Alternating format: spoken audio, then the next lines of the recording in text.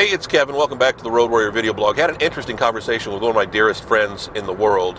He's now retired. We worked together for a bunch of years, and he was one of these people that once I met him, found out how kindred of spirits we are, even though we don't agree on a lot of things.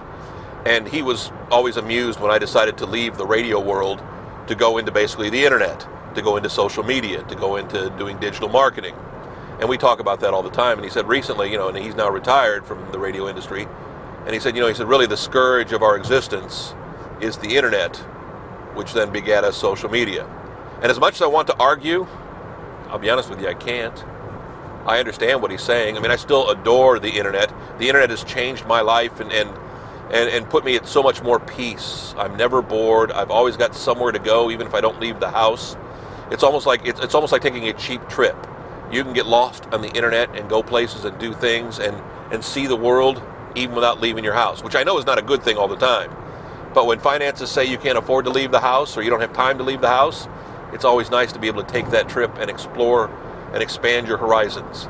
But what's really interesting to me is how people use the internet and social media for bad.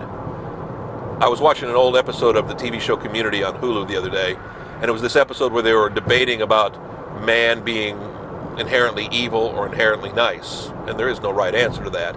I guess it's truly an individual thing, but in a way it's kind of true, where the internet and social media really play into that, because social media in particular has shown the side of some people to be really heinous and to be really horrible and to bring out the worst in them, and then there are some people that brings out the best in them.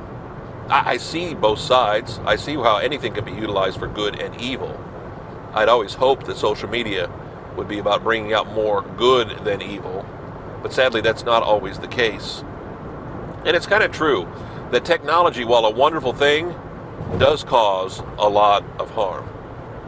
It's funny how movies like 2001: A Space Odyssey kind of predict the future in a weird way, and all those technology movies back before there was the technology predict the future in a weird way.